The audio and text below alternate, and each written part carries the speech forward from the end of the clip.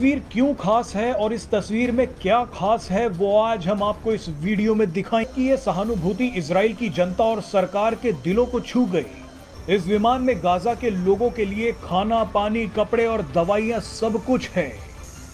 लेकिन हैरानी तब हुई जब मानवीय सहायता के इन डिब्बों पर भारत ने एक संदेश लिख दिया। इन डिब्बों पर लिखा गया है कि भारत के लोगों की तरफ से गाजा के लोगों को तोहफा। भारत सरकार ने साबित कर दिया है कि स्थितियां चाहे कैसी भी हो, लेकिन मासूम ये कि भारत फिलिस्तीन और उसकी पॉलिसी के साथ नहीं खड़ा, बल्कि फिलिस्तीन की महिलाओं और बच्चों को सिर्फ जीवन दान दे रहा है।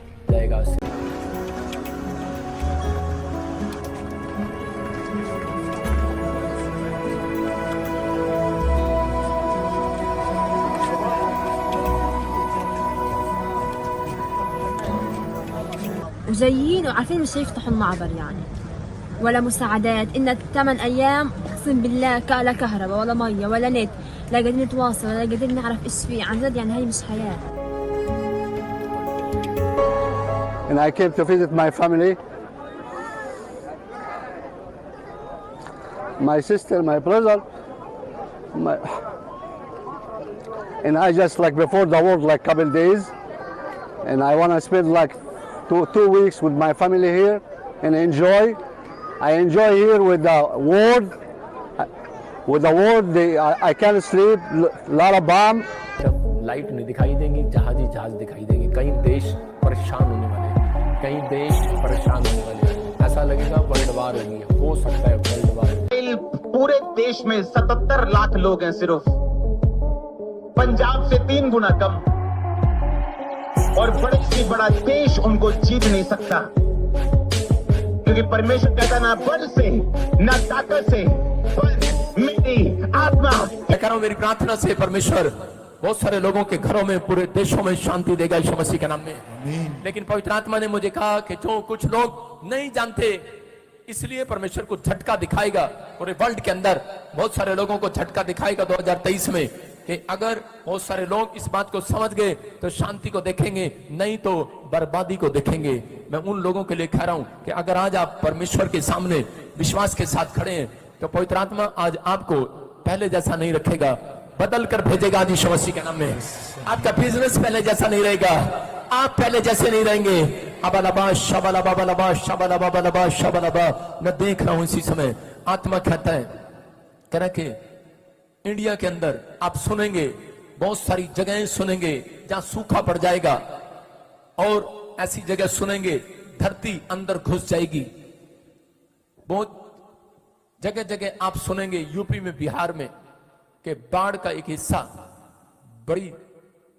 बड़े आफत के साथ बहुत ज्यादा बाढ़ आएगी, बहुत ज्यादा प्रॉब्लम्स आएंगी। जैसी बाढ़ें ऐसी नहीं आई। मैं देख रहा हूं ऐसे आत्मा में कि बहुत सारी प्रॉब्लम स्टार्ट होंगी। अबलबा शबलबा बलबा शबलबा बलबा शबलबा। लेकिन परमेश्वर कह प्रार्थना के कारण बहुत सारे लोगों का फेवर करेगा यीशु मसीह के नाम में। मैं से देख रहा हूं कि किसान कह रहा कि सूखे के कारण, कुछ प्रॉब्लम के कारण, क्यों? क्योंकि एक आफत शुरू होगी दूसरे देशों से, चाइना, रूस। मैं देख रहा हूं आप वहां से एक न्यूज सुनेंगे, अबलबा शबलबा बलबा शबलबा। प्रभु बुद्धि दे मुझे और इसी समय बातें करने के लिए सहायता कर। अब इसी समय परमेश्वर का आत्मा कह रहा है, पवित्र आत्मा तेरा कंट्रोल हो मेरे बोलने पर, तू जो बोलना चाहता है परमेश्वर तू मुझे बता। और इसी समय पवित्र आत्मा कहता है रूस कह रहे वहां से एक वायरस उठेगा, चाइना, ताइवान के ऊपर कुछ आप ऐसे देशों में आप देखेंगे 3 दिन तक काला बादल रहेगा, और उस बादल के कारण आप देखेंगे कि एक न्यूज में सुनेंगे कि साइंटिस्ट इस बात की खोज नहीं कर पाएंगे, लेकिन एक जगह, एक फैक्ट्री में, न्यूक्लियर फैक्ट्री में, कोई ऊपर से कोई देश, कोई जात से बम गिरा देगा और वो बहुत। हमारी कमियां हैं कि आज हम ईश्वर को जानते कब है?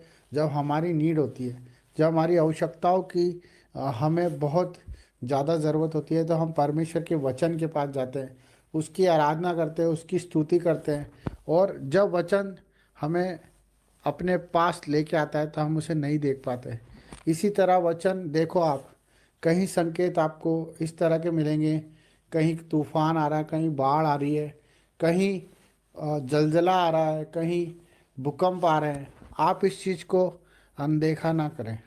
आप इस चीज़ को अनदेखा ना करें। ये एक ऐसा विषय है जो हमें अवेयरनेस की तरफ लेके आता है, वो हमारे परिवार के लिए, क्योंकि प्रभु ने अपने इकलौते पुत्र से प्रेम किया, उसी प्रकार हम भी हमारे पुत्र और पुत्री और हमारे माँ बाप से प्रेम करते हैं। क्यों करते हैं? क्योंकि वो रीति उसने सिखाई है और हम उसके लिए कुछ भी करने को तैयार हो जाते हैं। उसी प्रकार परमेश्वर भी अपने एक पुत्र के वादे के लिए सब कुछ कर सकता है। आप जान के अनजान ना बने, आप अनदेखा करते हैं मेरे भाई बहनों। कोई आपसे मांगता है तो आप नहीं देते हो, कोई आपको पुकारता है तो आप नहीं जाते हो। आप क्यों ऐसा जीवन जी रहे हो? जबकि परमेश्वर के सिग्नल यही है कि जो परेशानियाँ आती है उसके पीछे परमेश्वर खड़े होते हैं। पर जो परेशानियों को देख के परमेश्वर को भूल जाता है, परमेश्वर भी उससे भूल जाता है। मेरे भाई बहनों, आज हम बहुत से भाई उन दुख उठा रहे हैं जो शरीर की पीड़ाओं में हैं, पारिवारिक पीड़ाओं में हैं, कर्जों में हैं, जो आज एहसान तले दबे हुए हैं, जो बोझ तले दबे हुए हैं, जो आज हिम्मत नहीं जुटा पा रहे, जो आज अपने परिवार को नहीं चला पा रहे। ये सब बातें प्रकृति के रूप में हमें सिग्नल देती है, जो परमेश्वर के वचन के द्वारा हमें, जिस तरह से एक पुलिस वाला आराधना करता है, जिस तरह से एक पार्लियामेंट के अंदर चीख चीख कर एक संविधान के लेकर, एक संविधान को लेकर, एक न्याय को लेकर परमेश्वर की जीविता का प्रमाण देता है। और इसी तरह परमेश्वर की प्रकृति भी उस चीज़ का प्रमाण देती है। जब नदी नाले सूख जाते हैं, जब आकाश काला हो जाता है और चंद्र ग्रहण होता है और सूर्य उदय होता है और पंछी आकाश में इधर से उधर होते हैं, जिन पे कोई बंधन नहीं है, जिन पे कोई बंधन नहीं है, वो कोई देश को नहीं जानते, वो कोई जात नहीं जानते, कोई समाज नहीं जानते, वो सिर्फ परमेश्वर की हमें सिग्नल देते हैं, वो परमेश्वर की क्रियाओं को हमें समझाते हैं। पर हम भूल जाते हैं कि हम इस सृष्टि में ईश्वर के भरोसे आए हैं। हम परमेश्वर के रूप में, उसके समानता के तरह हम इस सृष्टि में आए हैं।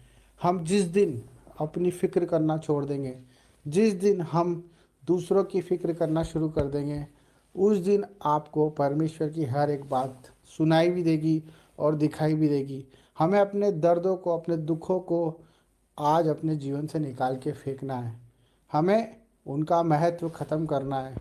जो हमें लगता है कि हमारे बिना नहीं हो सकता, वो चीज़ों को हमें छोड़ना है। मेरे भाई बहनों, हमें हर एक जिम्मेदारी को प्रभु को सौंपना है। हमें हर एक बात को प्रभु के हाथों में सौंपना है, चाहे वो कितनी भी बड़ी बीमारी क्यों ना हो, हमें परमेश्वर के हाथ में ही सौंपना है। चाहे वो कितना ही बड़ा संघर्ष क्यों ना हो, क्योंकि जब आयुब को आप देखते हो बाइबल में कि वो परमेश्वर को कहता था कि अगर परमेश्वर चाहे तो मुझे मार भी दे तो मैं उस पर भरोसा करना नहीं छोड़ूंगा। हमारा भरोसा परमेश्वर पर होना चाहिए, क्योंकि न्याय का दिन निकट है। आपके न्याय का दिन निकट है, क्योंकि आपने जो करा है उसे आपको प्रभु के सामने रखना पड़ेगा। इसलिए मन फिराओ, पश्चाताप करो, प्रभु के करीब आओ, दुआएं करो, प्रार्थना करो। इसी से बचोगे, हर एक परेशानी से, हर एक तकलीफ से, कर्जों से, बीमारियों से। जब आप मन फिराओगे और अपनी गंदी आत्मा को छोड़कर परमेश्वर की पवित्र आत्मा को स्वीकार कर लोगे, यही सच्चा परमेश्वर हमसे चाहता है कि आप आपकी फिक्र छोड़ दें और परमेश्वर की प्रार्थना दुआ में लग जाएं और उसके कामों को करें, उसके कामों को ढूंढें।